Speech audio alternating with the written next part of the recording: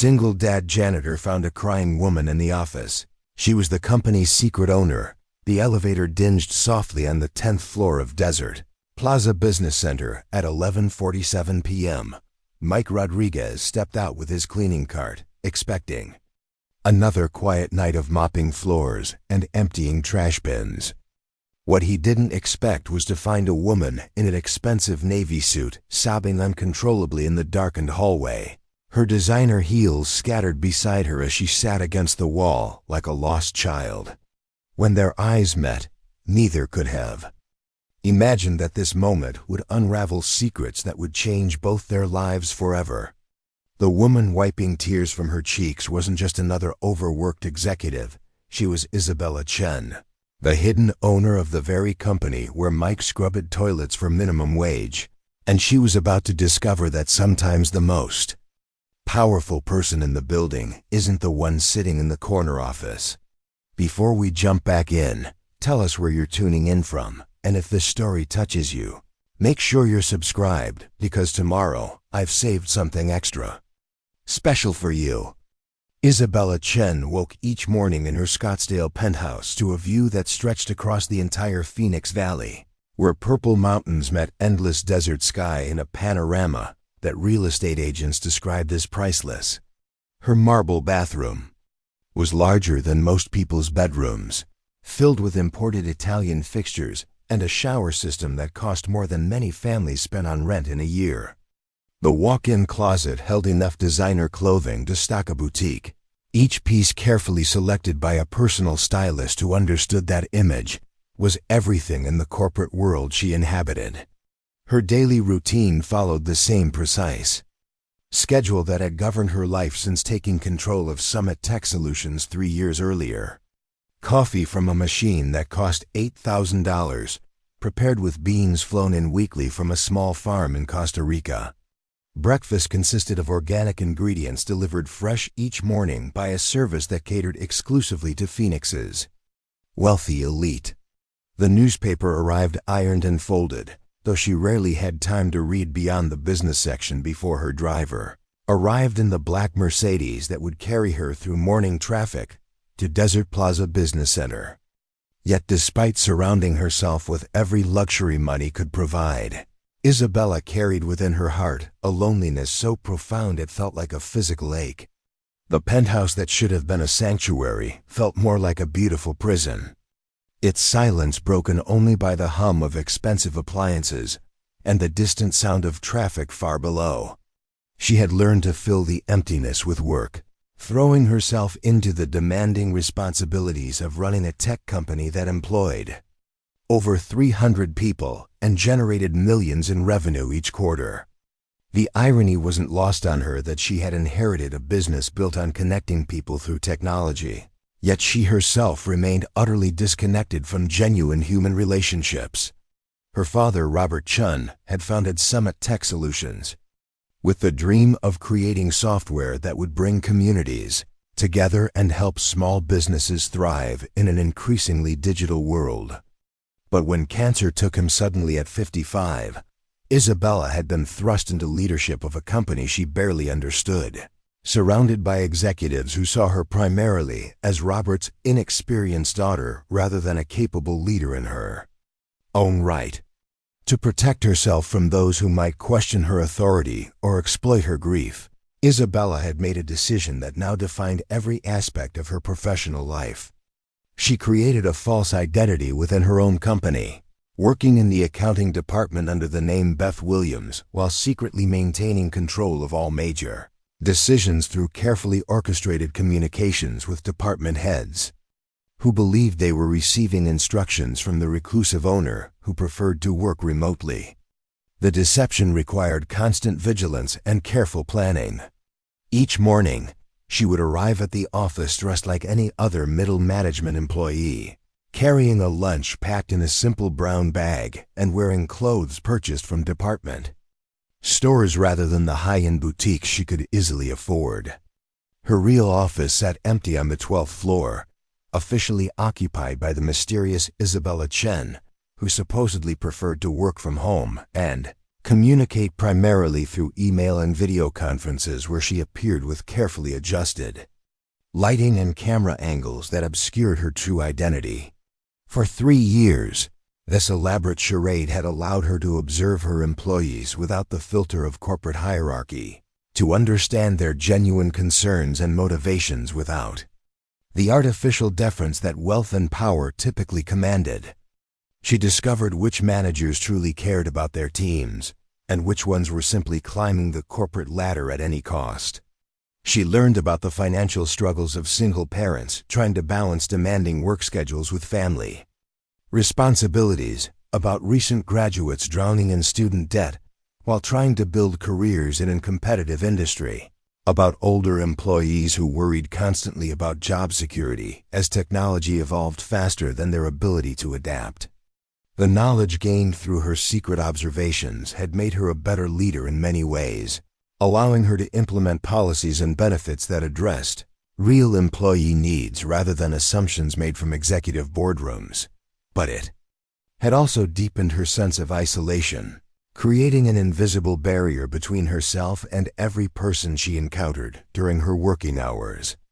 She couldn't form genuine friendships with colleagues who knew her as Beth, the quiet accountant, while maintaining relationships based on her true identity felt impossible given the complicated web of deception she had woven around her professional life. 26 miles across the valley, Mike Rodriguez was ending another 16-hour day that had begun before sunrise in the cramped kitchen of his 2-bedroom apartment in Sunrise Gardens, a modest complex where working families struggled to make ends meet in a city where housing costs continued to climb faster than wages. His morning had started with preparing breakfast for Sophia, his 7-year-old daughter, whose boundless energy and infectious laugh remained the brightest part of every day despite the financial pressures that kept him awake most nights calculating and recalculating their monthly expenses. Mike's world was measured in dollars and cents, in overtime hours and second jobs, in the constant mathematical exercise of stretching each paycheck to cover rent, groceries, utilities, and the dozens of small expenses that seemed to multiply like weeds in their carefully maintained budget. His apartment was clean but sparse, furnished with pieces collected from thrift stores and garage sales, decorated with Sophia's artwork taped to the refrigerator and family photographs that captured happier times when his wife Maria had been alive to share the joys and burdens of parenthood. The real treasure in their modest home wasn't found in any expensive possession or luxury item, but in the corner of the living room where an old upright piano sat against the wall like a faithful guardian of dreams. The instrument had been Maria's most prized possession, inherited from her grandmother who had taught piano lessons in Mexico City for 40 years. Its mahogany finish was scratched and worn, several keys stuck occasionally, and it desperately needed professional tuning that Mike couldn't afford. Yet every evening after dinner, when homework was finished and the apartment fell into its comfortable nighttime rhythm, Sophia would settle onto the creaky piano bench and transform their humble living space into something magical. Her fingers moved across the keys with a precision and musicality that seemed impossible for someone so young, creating melodies that filled every corner of their small apartment with warmth and wonder. Sophia didn't just play music. She seemed to channel it directly from some mysterious source within her soul, understanding harmonies and rhythms that most adult musicians spent years studying to master. When she played Chopin's simpler pieces, her interpretation carried an emotional depth that brought tears to Mike's eyes, reminding him powerfully of Maria's gentle spirit and the dreams they had shared for their daughter's future. The gift had manifested early, around Sophia's 4th birthday, when she had climbed onto the piano bench and begun picking out simple melodies by ear, her tiny fingers somehow finding the right combinations of keys to recreate songs she had heard on the radio or in animated movies.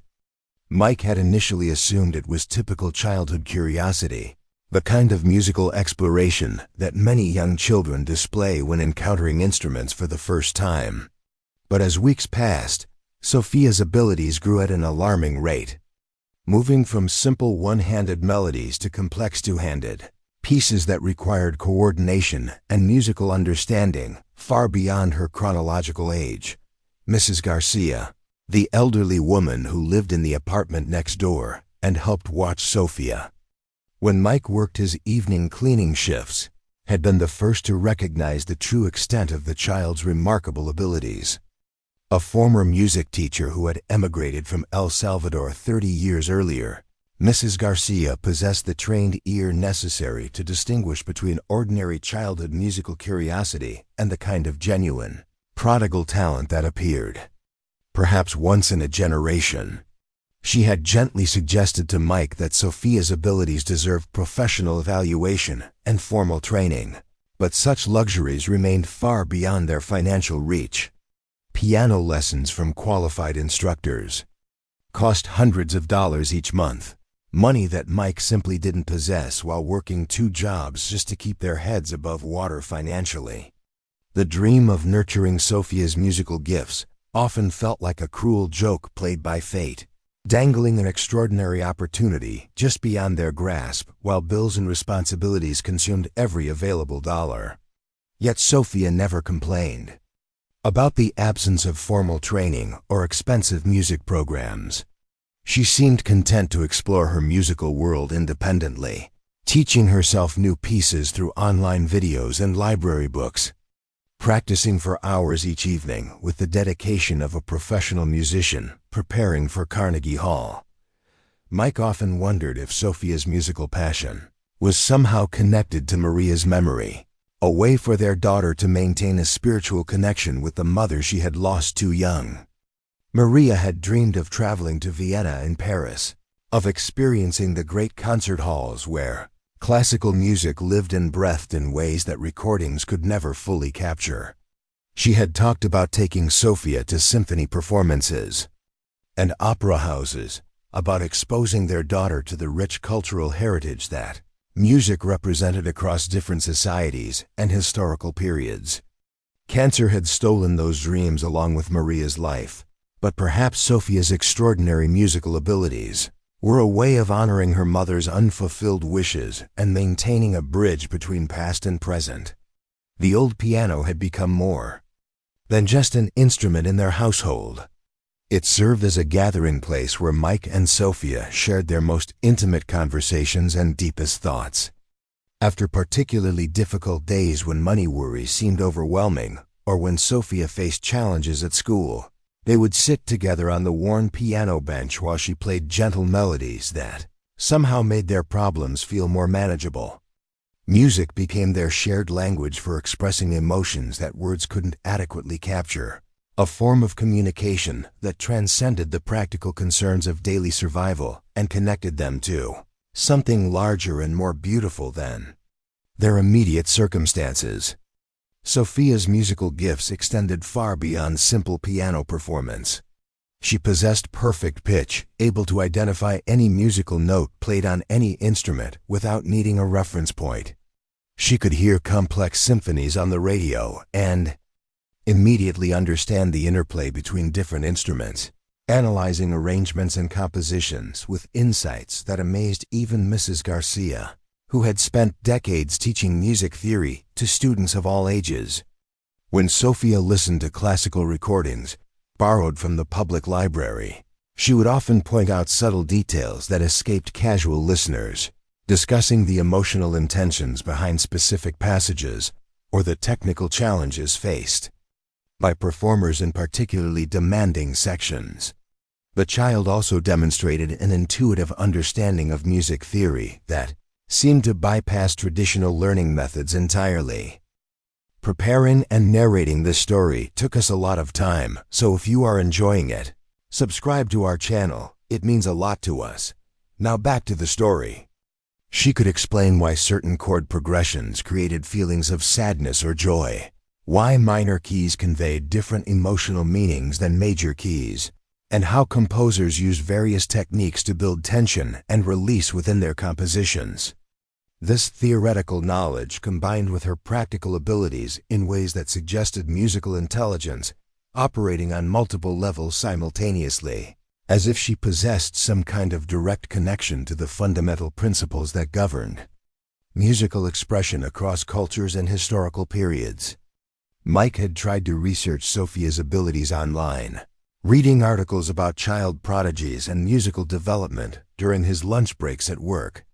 The information he discovered was both encouraging and overwhelming, describing young musicians who had gone on to achieve international recognition and others who had struggled with the pressures and expectations that extraordinary talent could generate. He learned about the importance of proper guidance and supportive environments for developing musical gifts, about the delicate balance between nurturing talent and maintaining normal childhood experiences, about the financial investments required to provide serious musical education at the highest levels. The knowledge gained through his research only intensified Mike's feelings of inadequacy and frustration about their economic limitations. Reading about young prodigies who received full scholarships to prestigious music schools or who were discovered by wealthy patrons willing to fund their education made him acutely aware of how different Sophia's circumstances were from those typically associated with musical success stories. Yet he also discovered accounts of musicians who had overcome significant obstacles and achieved recognition despite humble beginnings. Stories that offered hope and inspiration during moments when their situation felt most impossible.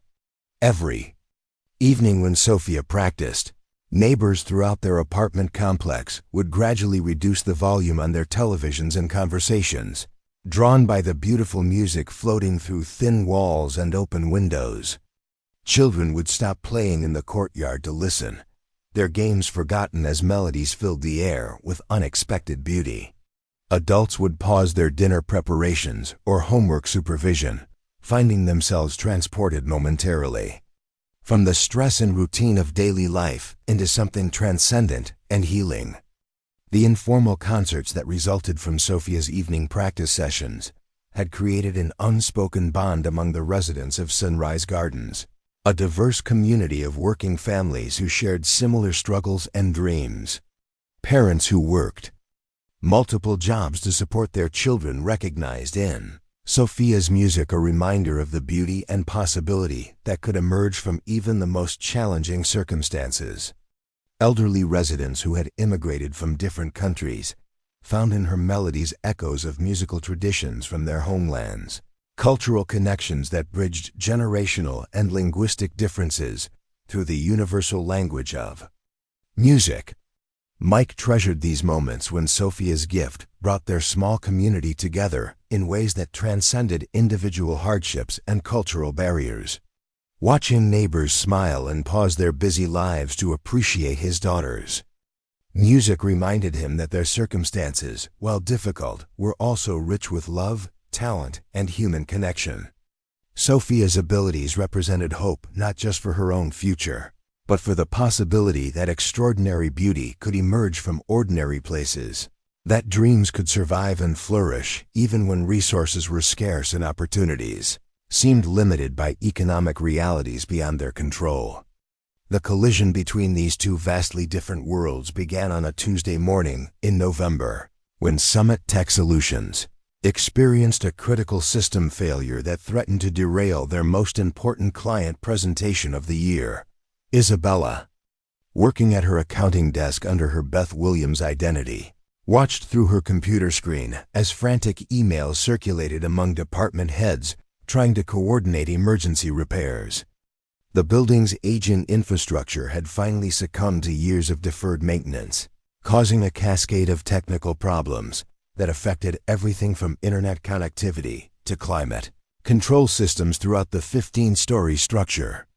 Tom Bradley, the building maintenance supervisor who had been struggling with budget constraints and understaffed repair crews for months, made the difficult decision to call in additional help from the night cleaning crew during daytime hours. The emergency meant that normal protocols and schedules would be suspended, while every available person worked to restore functionality to critical systems. Mike received the unexpected phone call at 10 in the morning while he was attempting to catch a few hours of sleep between his overnight cleaning shift and his afternoon construction work. The timing couldn't have been worse for Mike's carefully balanced family logistics. Sophia was home with a mild fever that had kept her out of school for the second consecutive day, and Mrs. Garcia had a doctor's appointment that she couldn't reschedule without waiting weeks for another opening. The choice between losing a full day's wages and leaving his sick daughter alone felt impossible, each option carrying consequences that could ripple through their already precarious financial situation for weeks to come. Sophia, sensing her father's distress as he paced their small kitchen while debating his limited options, made a suggestion that seemed both innocent and practical from her 7-year-old perspective.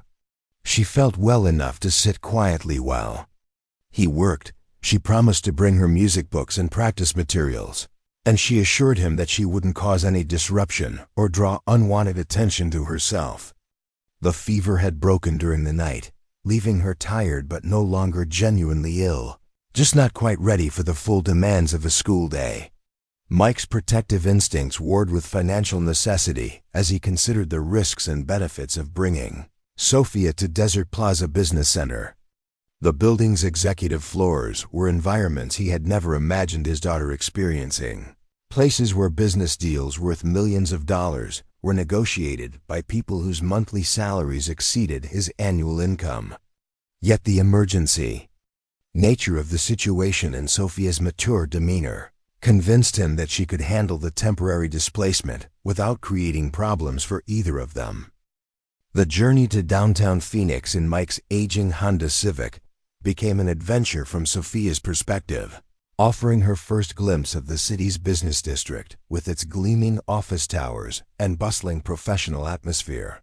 She pressed her face against the passenger window, marveling at the height of buildings that seemed to stretch endlessly toward the desert sky, asking questions about the people rushing along sidewalks in expensive suits and the gleaming cars that filled parking garages designed to accommodate luxury vehicles.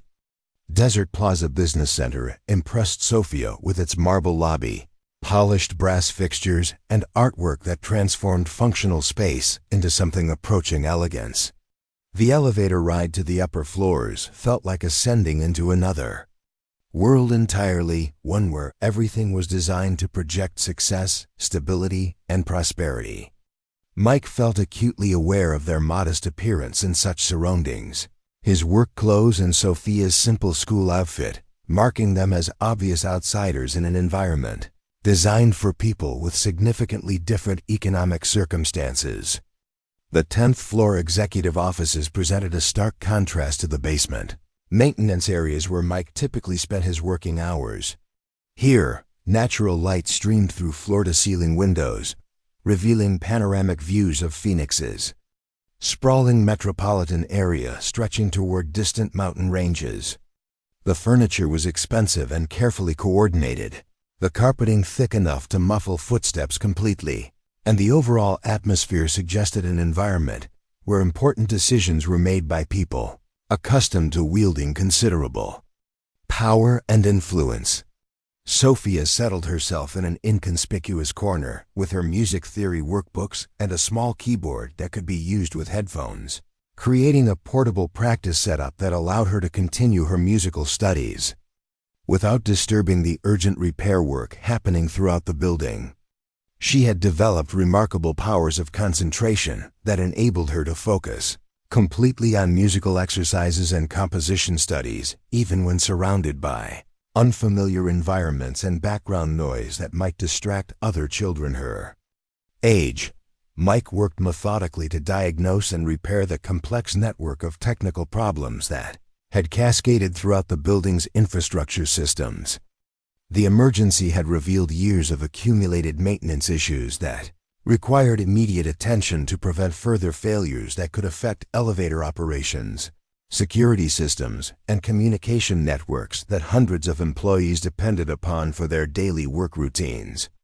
Each repair led to the discovery of additional problems that had been masked by temporary solutions and deferred maintenance decisions made when budgets were tight and priorities focused on immediate rather than long-term needs. Isabella arrived at the office that morning dressed in her usual Beth Williams disguise, carrying a simple lunch bag and wearing the kind of modest business attire that allowed her to blend seamlessly among middle management employees throughout the building. Her routine typically involved reviewing financial reports and processing accounts payable while secretly monitoring company operations through carefully placed security cameras and trusted department heads who believed they were reporting to the mysterious remote owner.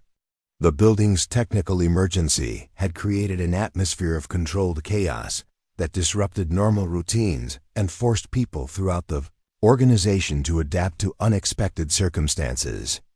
Isabella found herself working alongside colleagues who rarely interacted with accounting department staff, observing their responses to crisis situations and their willingness to collaborate across departmental boundaries when faced with challenges that affected everyone's ability to perform their jobs effectively. The sight of an unknown child sitting quietly in the executive office area triggered Isabella's immediate attention and concern. Professional environments maintain strict boundaries between business operations and personal circumstances, separating workplace responsibilities from family obligations in ways that protected both employee productivity and company liability. The presence of Sophia in such sensitive areas raised questions about security protocols, insurance considerations, and the appropriateness of exposing children to corporate environments during emergency situations. Isabella's first instinct was to address the situation through proper channels, contacting building security or human resources to investigate how and why a child had gained access to restricted areas during a technical emergency. Her training in corporate management emphasized the importance of maintaining clear boundaries and consistent enforcement of policies that governed workplace behavior and professional conduct. The potential complications from having children present during emergency operations seemed significant enough to warrant immediate intervention. However, as Isabella observed Sophia's behavior more carefully, she noticed details that complicated her initial assessment of the situation. The child sat with remarkable stillness and focus, completely absorbed in what appeared to be advanced musical study materials that seemed far beyond typical elementary school curriculum. Her posture and concentration suggested a level of self-discipline and maturity that contrasted sharply with Isabella's expectations about how most children would behave when placed in unfamiliar and potentially exciting environments.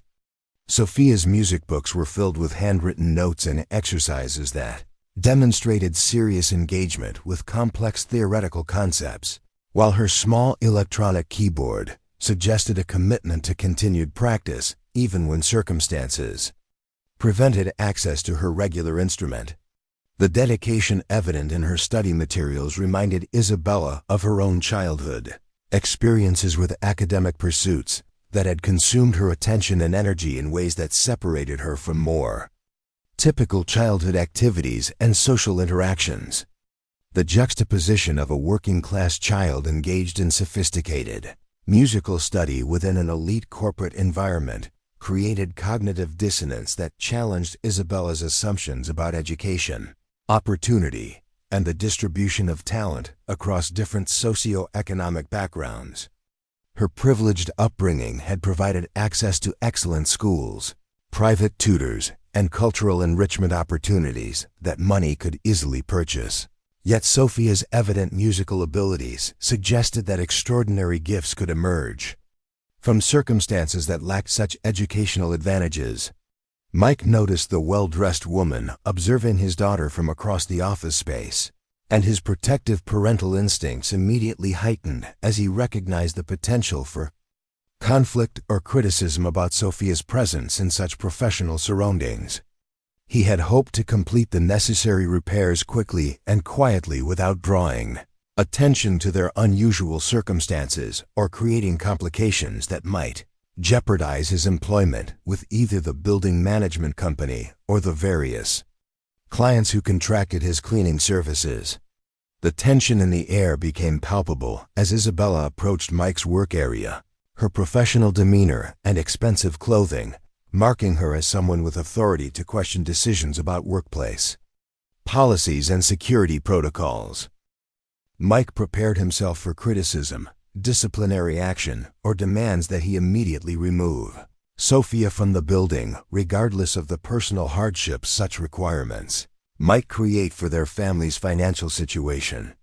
The confrontation that followed would force both Isabella and Mike to examine their assumptions about class, privilege, and the circumstances that shaped people's lives in ways that were often invisible to those who had never experienced economic hardship or the complicated logistics of single parenthood. Their different perspectives on appropriate boundaries between work and family would clash in ways that revealed deeper truths about opportunity, judgment, and the barriers that separated people from different social and economic backgrounds. 3 days after the initial tension surrounding Sophia's presence in the executive offices, Summit Tech Solutions faced its most critical challenge in company history. The Meridian Group, a Fortune 500 corporation headquartered in Seattle, had flown their entire executive team to Phoenix for what everyone understood would be the final presentation, determining whether Summit Tech would secure a contract worth $38 million over 5 years. The deal represented more than just revenue. It would establish Summit Tech as a major player in enterprise software solutions and provide the financial foundation for expansion into international markets that Robert Chun had dreamed about since founding the company. The presentation had been months in preparation, involving every department and requiring coordination between teams that rarely collaborated on such an intensive level. Marketing had developed comprehensive materials showcasing Summit Tech's unique capabilities in artificial intelligence integration and cybersecurity protocols. Engineering had created detailed technical demonstrations that would prove their software could handle Meridian's complex data processing requirements across multiple global offices. Sales had negotiated terms that balanced competitive pricing with profitable margins, ensuring that success wouldn't come at the cost of sustainable business operations. Isabella had secretly overseen every aspect of the proposal development, providing guidance and strategic direction through her network of trusted department heads while maintaining her cover as Beth Williams in the accounting department. The complexity of managing such a massive undertaking, while concealing her true identity, had pushed her organizational skills to their absolute limits, requiring her to coordinate resources and decision-making processes through layers of carefully maintained deception that could unravel at any moment if someone became suspicious about the mysterious remote owner's involvement.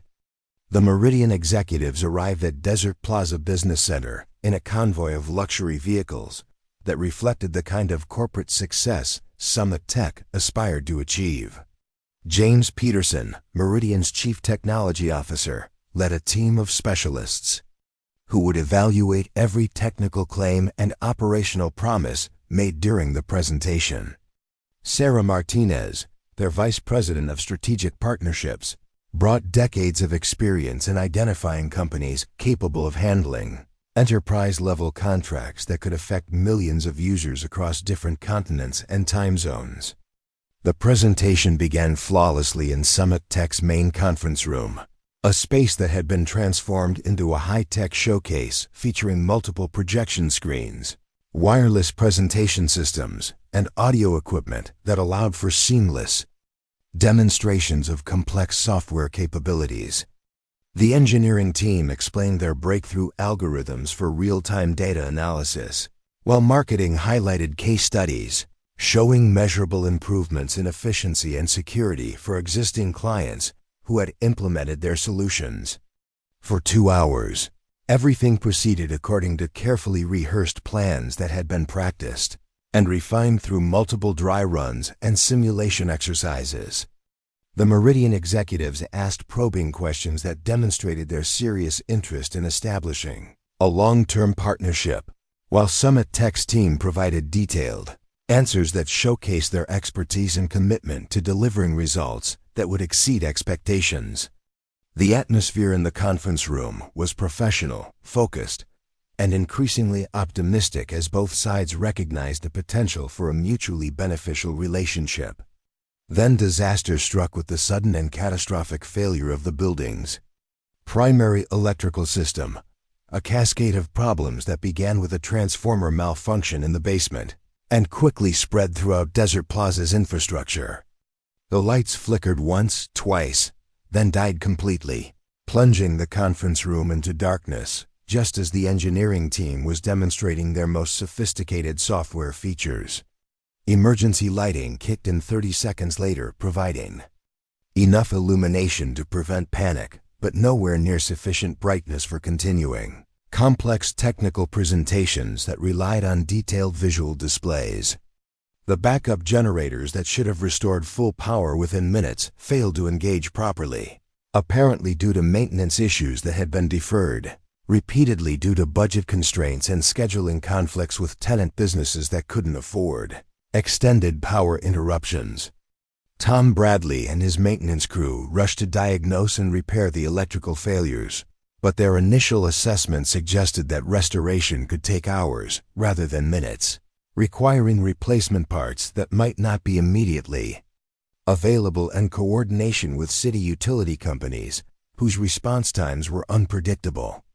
James Peterson checked his watch and announced with obvious frustration that Meridian's team had flights departing Phoenix that evening, with connecting schedules that couldn't be modified without significant disruption to other business commitments waiting in Seattle. The presentation window that had taken months to arrange and coordinate was closing rapidly, threatened by infrastructure failures that no one could have anticipated or prevented through better planning or preparation.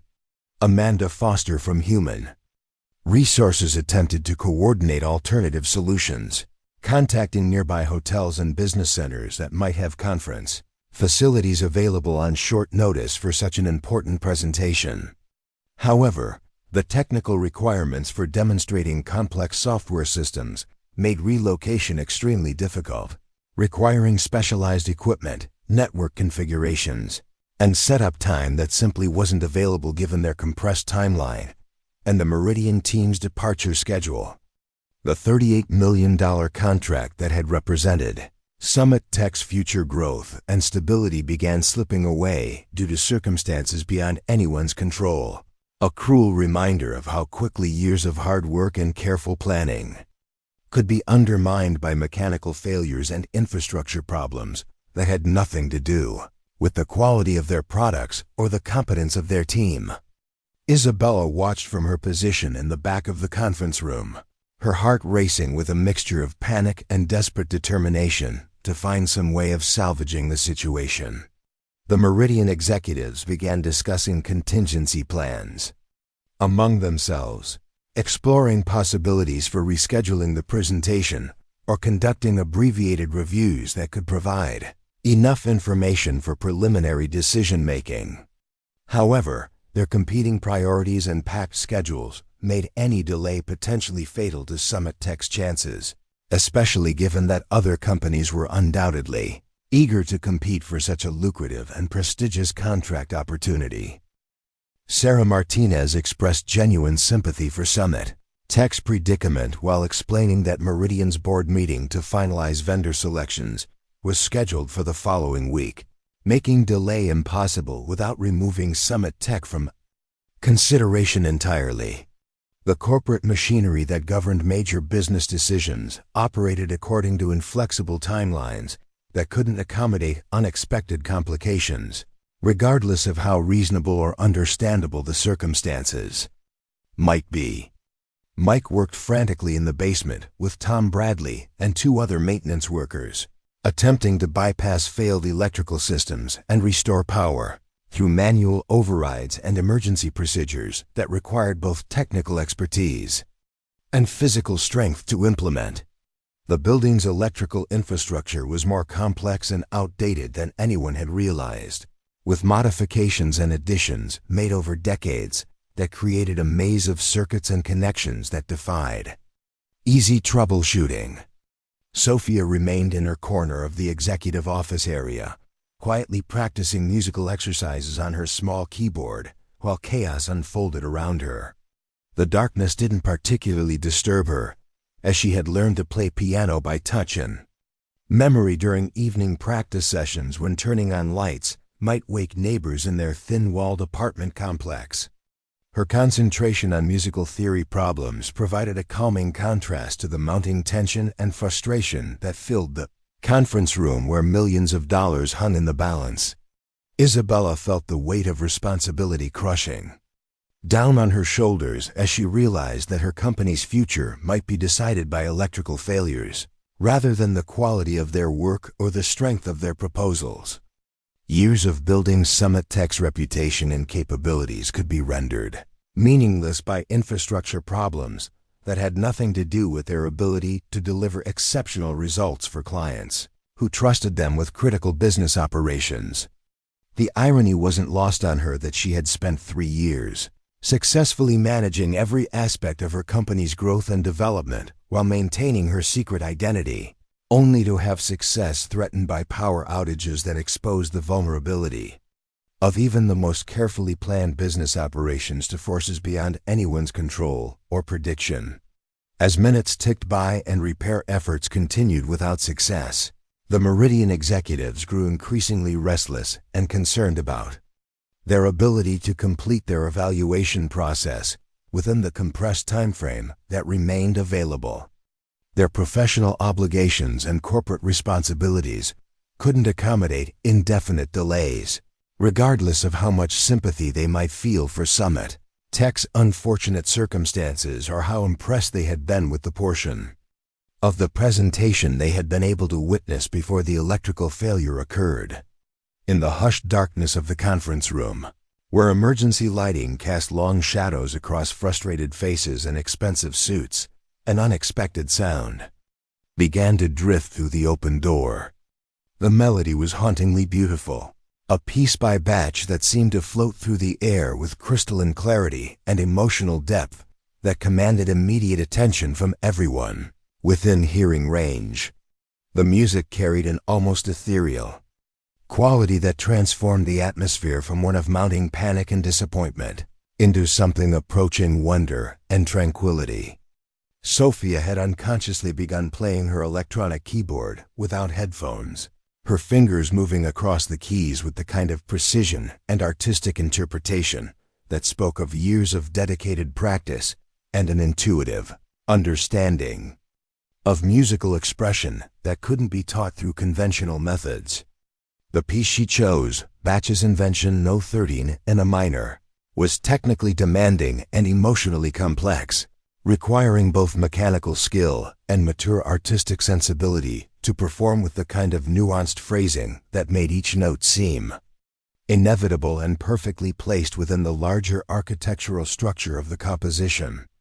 James Peterson was the first to recognize the extraordinary nature of what they were hearing, his own background as a classical music enthusiast allowing him to appreciate both the technical difficulty of the piece and the remarkable quality of the performance echoing through the darkened office building. He rose from his chair and moved toward the conference room door, drawn by curiosity about the source of music that seemed impossibly sophisticated for their corporate environment. Sarah Martinez followed, along with several other Meridian executives, who found themselves unexpectedly captivated by the impromptu concert that had emerged from what moments earlier had been a crisis threatening to derail months of careful planning and preparation. The entire Summit Tech team gradually joined them, creating a small audience that gathered in the hallway outside the conference room, listening with growing amazement to music that transcended their immediate business concerns and connected them to something larger and more enduring than quarterly reports and profit margins. Sophia remained completely absorbed in her performance, unaware that her private practice session had attracted an audience of corporate executives whose combined salaries exceeded the gross domestic product of small nations.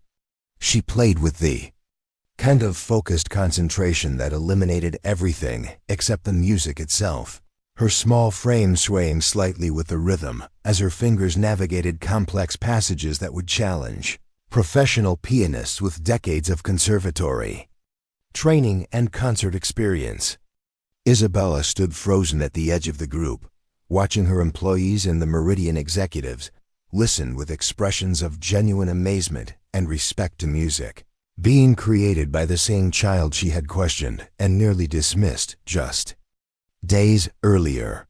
The cognitive dissonance was overwhelming, forcing her to confront the narrow assumptions and prejudicial thinking that had shaped her initial reactions to Sophia's presence in professional environments where she clearly didn't belong.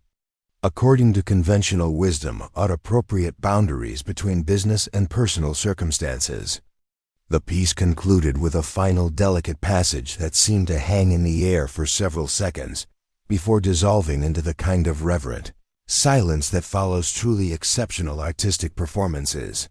The gathered audience remained motionless, processing what they had just experienced and trying to reconcile the extraordinary musical sophistication they had witnessed with their expectations about childhood abilities and the kinds of talent that might emerge from working-class families struggling with economic hardship.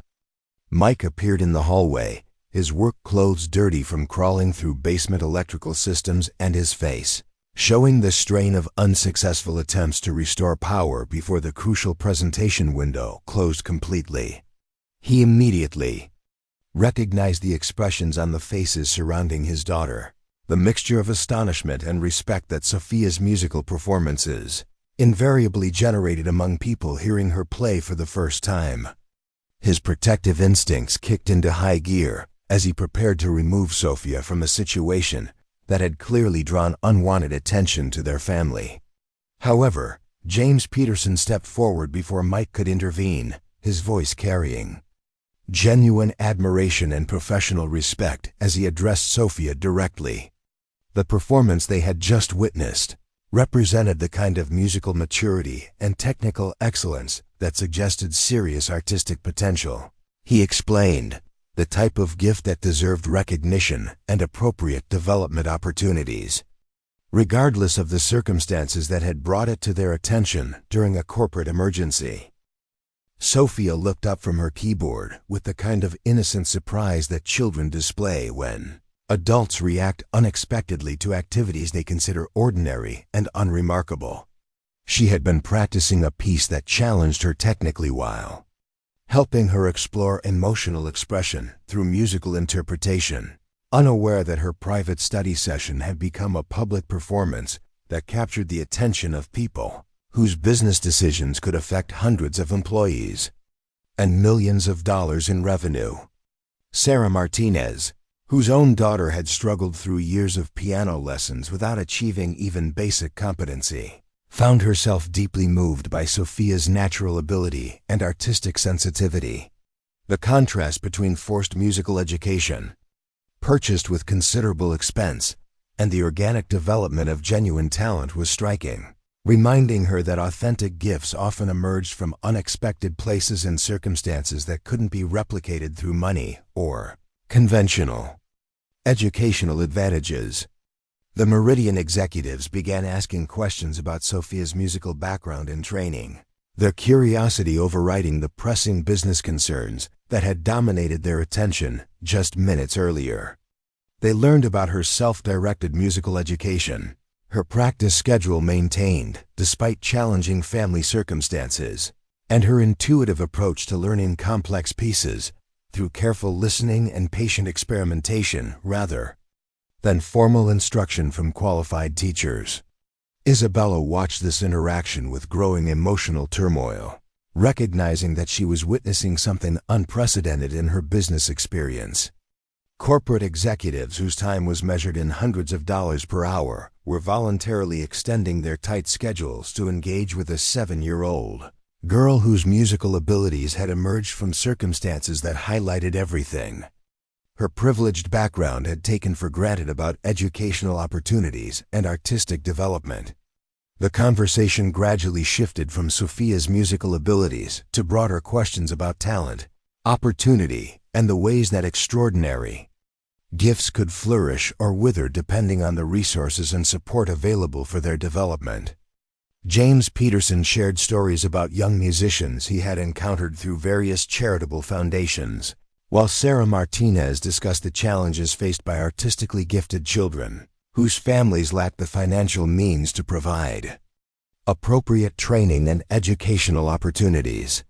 Mike listened to these discussions with a mixture of pride in his daughter's abilities and painful awareness of how limited their options remained, despite the recognition Sophia was receiving from successful business professionals. The gap between acknowledgement of talent and access to the resources necessary for its proper development remained as wide as ever, regardless of how impressed these executives might be with Sophia's current achievements. The building's electrical systems remained stubbornly offline, making continuation of the technical presentation impossible within the time frame available before the Meridian team's departure. However, the unexpected musical interlude had created an entirely different dynamic among the participants, transforming a business crisis into a human moment that revealed character and values in ways that PowerPoint slides and financial projections could never accomplish. Isabella found herself facing a decision that would either expose her carefully maintained secret identity or allow this extraordinary opportunity to slip away forever. The presentation equipment remained useless without power, but Sophia's piano performance had demonstrated that the most important qualities for successful partnerships couldn't be measured through technical specifications or revenue projections alone.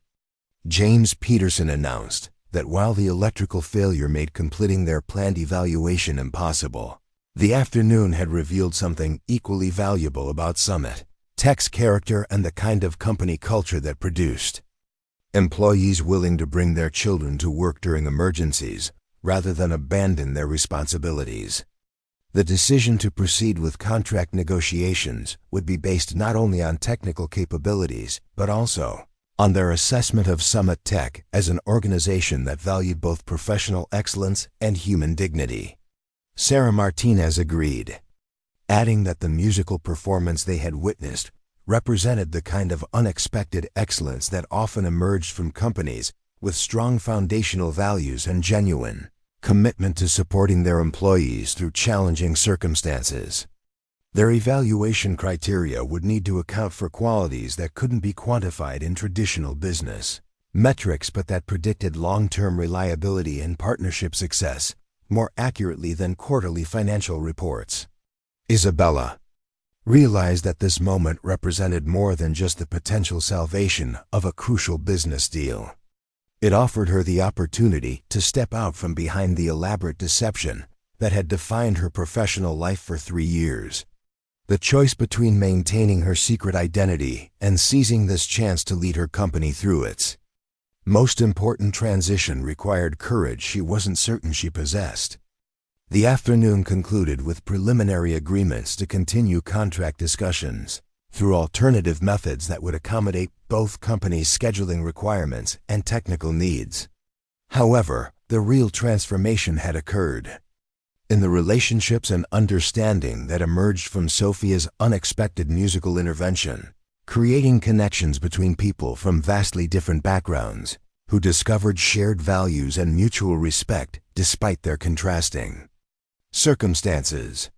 As the Meridian executives prepared for departure, they made specific requests to stay informed about Sophia's musical development and educational opportunities, offering to connect the Rodriguez family with resources and programs that could provide appropriate support for her extraordinary abilities without compromising the family values and authentic relationships that had clearly shaped her character and artistic sensibility. Isabella stood at the crossroads of her carefully constructed professional identity, knowing that the decision she made in the next few moments would determine not only Summit Tech's future, but also her own relationship with authenticity, vulnerability, and the kind of leadership that honored both business success and human dignity in ways her father would have recognized and celebrated. Up next, you've got 2 more standout stories right on your screen. If this one hit the mark, you won't want to pass these up. Just click and check them out.